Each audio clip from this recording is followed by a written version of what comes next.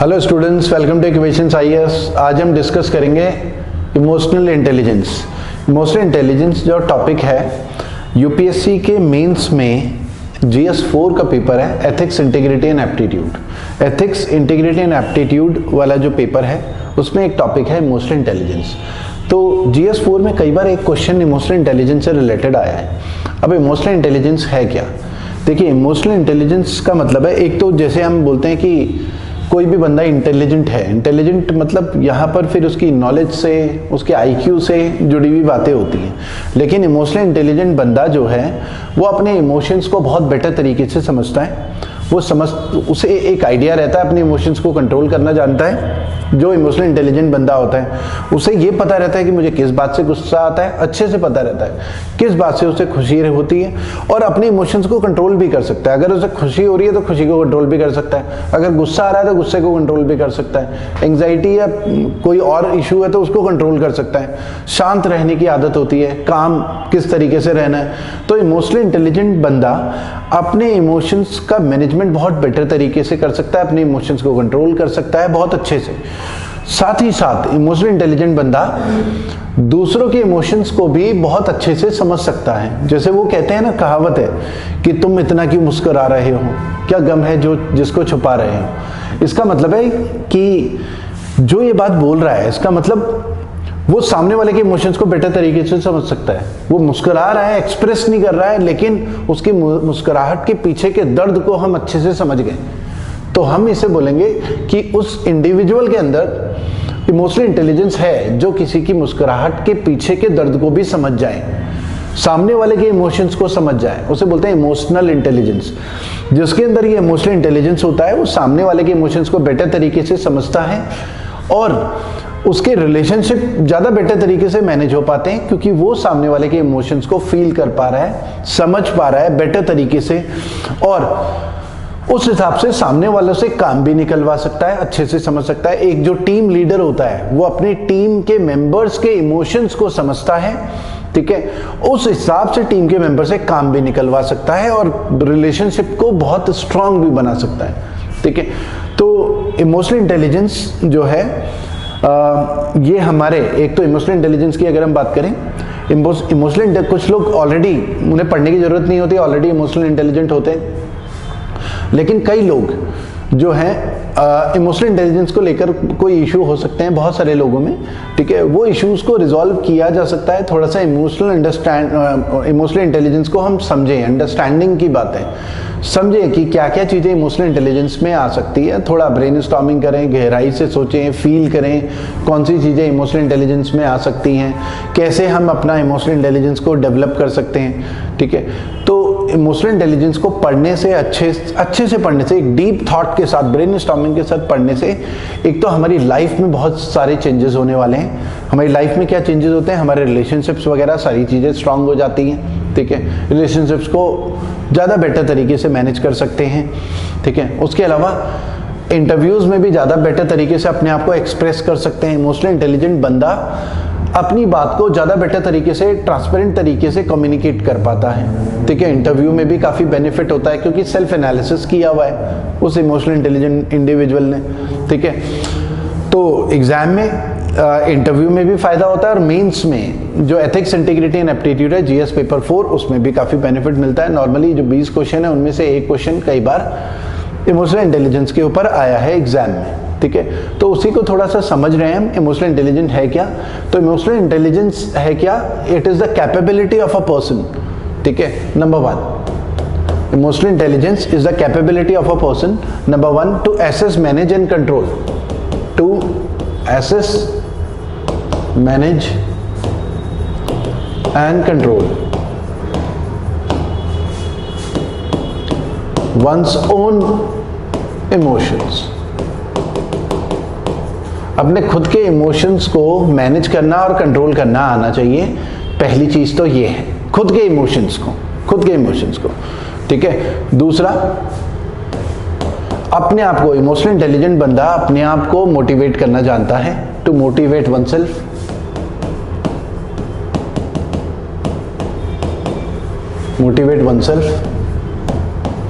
अच्छा, इसमें ये भी लिख लेते हैं, एक नया पॉइंट बनाने के बजाय one's own emotions and emotion of others, ये भी लिख लेते हैं एक नया पॉइंट के बजाय इसी में लिख लेते हैं इमोशन ऑफ अदर्स, ये भी इसी में लिख लेते हैं, वो कंबाइंड हो जाएगा। हाँ, तो इमोशनल इंटेलिजेंट बंदा अपने इमोशंस को मैनेज एसेस कर सकता है, मैनेज कर सकता है, कंट्रोल कर सकता है और दूसरों के भी इमोशंस को कंट्रोल कर सकता है। इसका और भी एग्जांपल ले लेते हैं, ज़्यादा बेटर तरीके से समझ में आ जाएगा। जैसे हम अपने इमोशंस को तो समझते ही हैं और कंट्रोल करना कब जानते हैं, जैसे सामने वाला हमें किसी बात को लेकर गुस्सा दिलाना चाहता है, वो हमें प्रोवोक कर रहा है, अलग अलग बातें बोल रहा है, लेकिन हम मन ही मन में शांत हैं। अब मन ही मन में सोच रहे हैं भड़का ले भाई, भड़का ले तो ठीक है, मैं कोई रिएक्शन नहीं दूंगा। तो हम अपने इमोशंस को कंट्रोल कर रहे हैं, अपने गुस्से को कंट्रोल कर रहे हैं, उसे बोलते हैं इमोशनल इंटेलिजेंट। ठीक है, सामने से वो कितना भी इंडिविजुअल भड़काता चला गया, उसने बहुत कोशिश करी, हम नहीं भड़के। ठीक है, तो इसे इमोशनल इंटेलिजेंस बोलते हैं। या कोई बहुत बड़ी खुशखबरी हमें पता चली, लेकिन भीड़ में हम बिल्कुल शांत हैं, कोई एक्साइटमेंट हमने नहीं दिखाई, तो उसे बोलते हैं इमोशनल इंटेलिजेंस। अपनी खुशी को भी कंट्रोल कर सकें, अपने गुस्से को कंट्रोल कर सकें। ठीक है, इसे हम इमोशनल इंटेलिजेंस बोलते हैं।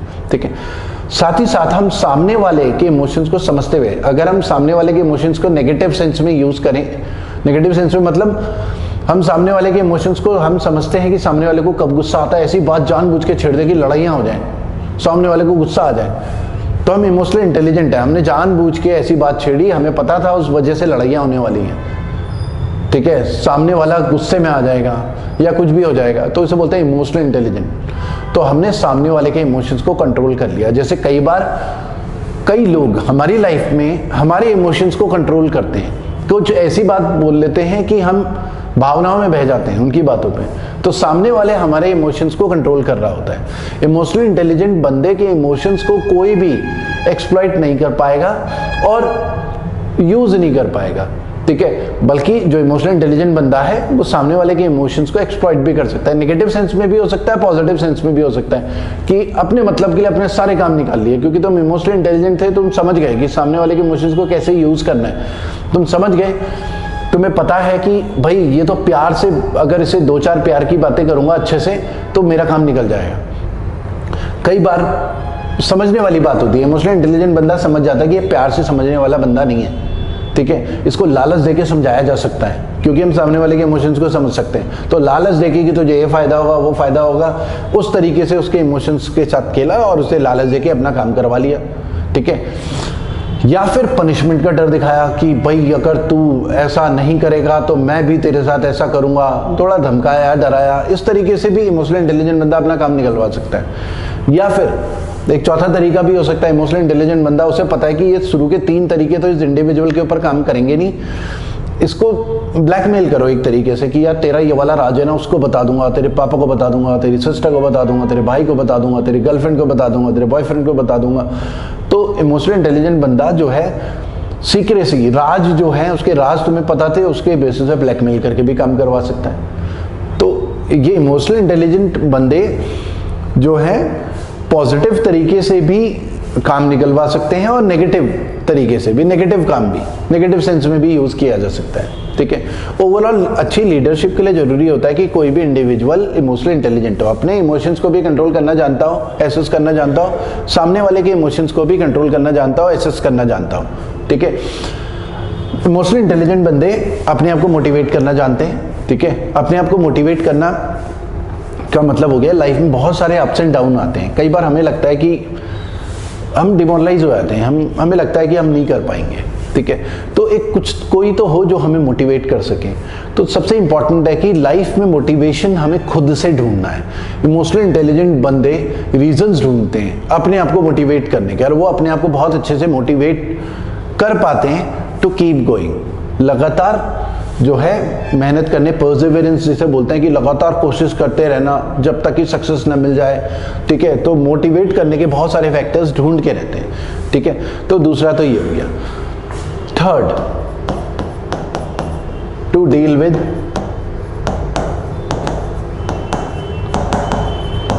Interpersonal relations. इंटरपर्सनल रिलेशंस का मतलब हो गया कि हमारे जो रिलेशंस हैं brother sister, brother brother, mummy papa के साथ बच्चों के रिलेशंस, अपने बच्चों के साथ खुद के रिलेशंस, अपने कलीग के बारे के साथ रिलेशन, फ्रेंड्स के साथ रिलेशंस, ठीक है। तो ये जो रिलेशंस हैं इनको अगर इफेक्टिव मैनर में हमें मैनेज करना है तो हमें अपना इमोशनल इंटेलिजेंस बढ़ाना पड़ेगा, ठीक है। Interpersonal relationship in an effective manner, एक इफेक्टिव मैनर, ठीक है। तो इमोशनल इंटेलिजेंट वो कैपेबिलिटी है, क्योंकि देखो इंपॉर्टेंट क्या होता है कि इमोशनल इंटेलिजेंट बंदा समझ जाता है कि मेरा ब्रदर मुझसे क्या एक्सपेक्ट कर रहा है, ठीक है। फील, चाहे वो बोले ना, मेरी सिस्टर मुझसे क्या एक्सपेक्ट कर रही है, वो समझ जाते हैं बोले बिना, ठीक है।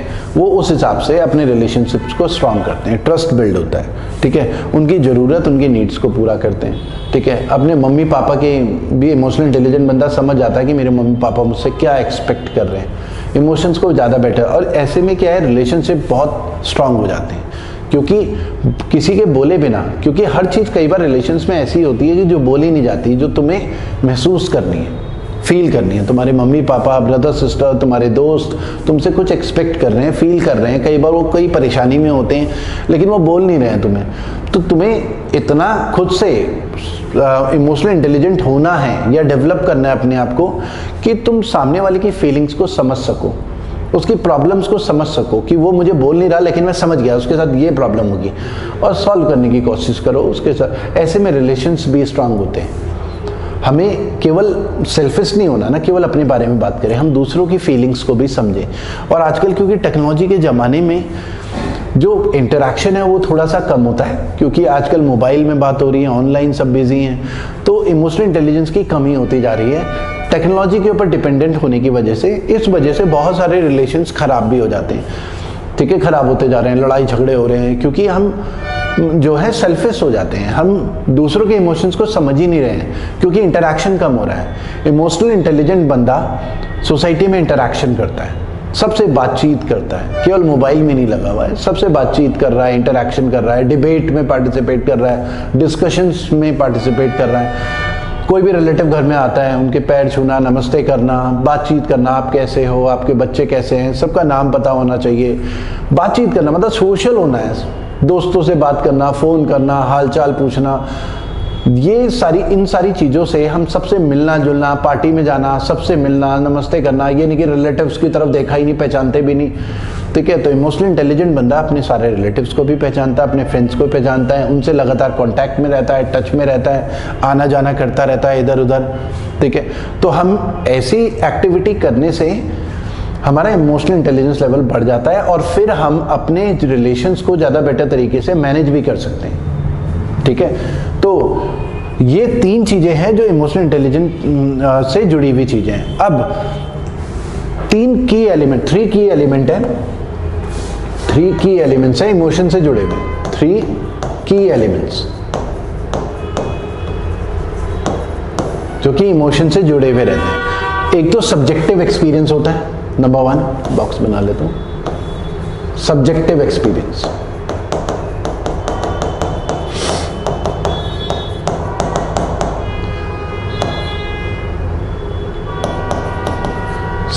सब्जेक्टिव एक्सपीरियंस का मतलब है हमारे जो इमोशंस हैं, 6 बेसिक इमोशन है, 6 बेसिक इमोशन।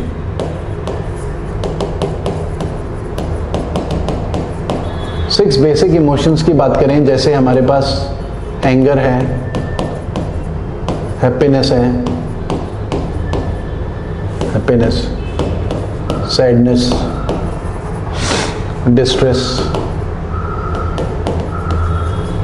फेयर, ठीक है। डिस्ट्रेस का मतलब यहां पर क्या हो गया, डिस्ट्रेस का मतलब है कि हम बहुत ज़्यादा जो है एक्सट्रीम सॉरो जो होता है, ठीक है, उसे हम बोलते हैं डिस्ट्रेस या सरप्राइज। ये 6 बेसिक इमोशंस हैं। हमें अपने इन 6 के 6 इमोशंस को अच्छे से समझना है, एनालिसिस करना है, सेल्फ एनालिसिस, ठीक है। और जितने अच्छे से सेल्फ एनालिसिस करेंगे उतने अच्छे से कंट्रोल भी कर पाएंगे अपने इमोशंस को। और दूसरों के इमोशन को समझने से पहले अपने खुद के इमोशन समझ में आने चाहिए। अपने खुद की तो समझ में आते ही नहीं, दूसरों की क्या समझोगे, तो पहले खुद के इमोशन समझने हैं। तो ये एक एलिमेंट तो हो गया, ये सब्जेक्टिव एक्सपीरियंस। ये 6 टाइप के इमोशंस हैं जो ह्यूमंस के अंदर काम कर रहे होते हैं। दूसरा फिजियोलॉजिकल।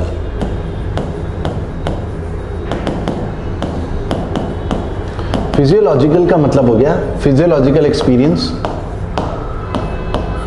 फिजियोलॉजिकल एक्सपीरियंस में का मतलब है कि जब ये सारे इमोशंस हमारी बॉडी में काम कर रहे होते हैं तो कई इमोशंस की वजह से हमारे अंदर हार्ट बीट फास्ट हो जाती है, फास्ट हार्ट बीट। मान लो कि जैसे हमें गुस्सा आया, तो कई लोग होते हैं गुस्सा आता है तो फिजियोलॉजिकल मतलब बॉडी में कुछ असर नहीं पड़ता, लेकिन उन्हें गुस्सा आया हुआ है। लेकिन कुछ लोगों की हार्ट बीट बहुत फास्ट हो जाती है, वो नर्वस हो जाते हैं। फिजियोलॉजिकल एक्सपीरियंस का मतलब नर्वस, वो नर्वस हो जाते हैं, ठीक है। स्वेटिंग, पसीने छूटने लगते हैं कईयों के, स्वेटिंग की प्रॉब्लम होती है। मतलब ये एक तो ये सब्जेक्टिव एक्सपीरियंस, ये हमारे इमोशंस हैं, लेकिन साथ ही साथ कई बार इनके कॉम्बिनेशन में चीज़ें चल रही होती हैं। हम नर्वस हो जाते हैं, स्वेटिंग होने लगती है, डर जाते हैं हम, ठीक है, कांपने लग जाते हैं, तो हमारी बॉडी में भी असर पड़ रहा होता है। तो दूसरा की एलिमेंट होता है फिजियोलॉजिकल। और इसको इम्प्रूव कैसे किया जा सकता है? इसको लाइफ के एक्सपीरियंस से इम्प्रूव किया जा सकता है। प्रैक्टिस बीइंग काम, हमें शांत रहने की प्रैक्टिस करनी है। सोशल होना है, सबसे बातचीत करना, सोसाइटी में हर किसी से मिलना जुलना। हम अपने इमोशंस को कंट्रोल करेंगे तो ये चीज़ें भी अपने आप कंट्रोल होने लगेंगी। फिजियोलॉजिकल जो एक्सपीरियंस है, ठीक है, किसी से डरना नहीं, नॉर्मल तरीके से बात करना, ठीक है, कॉन्फिडेंस बिल्ड हो जाता है, सारे रिलेशंस भी मेंटेन हो जाते हैं, कॉन्फिडेंस भी, मोटिवेट भी कर पाते हो अपने आप को। तो ये दूसरा कंपोनेंट फिजियोलॉजिकल एक्सपीरियंस हो गया। तीसरा बिहेवियरल रिस्पॉन्स।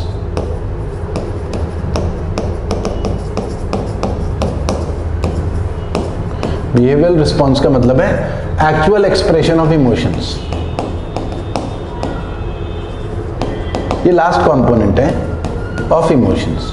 इसमें क्या होता है कि हमें गुस्सा तो आ रहा है लेकिन हमने एक्सप्रेस नहीं करा, किसी को बताया नहीं, ठीक है। तो बिहेवियरल रिस्पॉन्स क्या है कि या तो हम गुस्से को एक्सप्रेस कर दें या फिर शांति के साथ बैठे रहें, ठीक है। किसी को शो ही नहीं करा कि हमें गुस्सा आया, तो ये एक्चुअल एक्सप्रेशन है। तो बहुत सारे लोग, कई बार गुस्सा आता है लेकिन शांत बैठे रहते हैं, कई बार लोगों को बहुत खुशी हो रही होती है लेकिन शांत बैठे रहते हैं, या एक्सप्रेस भी कर सकते हो। तो ये हमारा जो 3 की एलिमेंट्स हैं, ये जो चीज़ें हैं, सब्जेक्टिव एक्सपीरियंस, कई बार हम एक्सप्रेस करते हैं, कई बार एक्सप्रेस नहीं करते, कई बार हम कोशिश करते हैं कि एक्सप्रेस ना करें, लेकिन फिजियोलॉजिकल जो एक्सपीरियंस है उसकी वजह से एक्सप्रेस हो जाता है, क्योंकि हमारे पसीने छूटने लग गए तो सामने वाला समझ गया कि ये डर रहा है मुझसे, ठीक है, और या नर्वस हो गया, हार्ट बीट फास्ट हो गई, चेहरा लाल हो गया, ठीक है, कुछ बोल नहीं रहा, अपने इमोशंस को कंट्रोल कर रहा है। तो कई बार एक्सप्रेस हो जाता है अपने आप ही, हम कंट्रोल करने की कोशिश कर रहे हैं तो एक्सप्रेस हो जाता है। तो ये 3 की एलिमेंट्स हैं इमोशनल इंटेलिजेंस होने के। तो इमोशनल इंटेलिजेंस के बहुत फायदे हैं, इसको पढ़ें समझें। इमोशनल लिटरेसी बहुत इंपॉर्टेंट है, ये लाइफ में बहुत काम आने वाला है। आपके इंटरपर्सनल रिलेशंस, फैमिली के, फ्रेंड्स के, हस्बैंड वाइफ, कपल, सबके रिलेशंस भी आप लेके चलोगे, साथ में स्ट्रांग होंगे, अपने इमोशंस को भी कंट्रोल कर पाओगे, मैनेज कर पाओगे, सामने वाले के इमोशंस को भी कंट्रोल कर पाओगे, मैनेज कर पाओगे, और उस तरीके से सामने वालों के साथ मतलब काम वगैरह भी ले सकते हो, और अपने आप को खुद को मोटिवेट भी कर पाओगे। तो आज के वीडियो में इतना ही करते हैं। हमारे वीडियो को लाइक जरूर करें, हमारे चैनल को सब्सक्राइब जरूर करें। Thank you.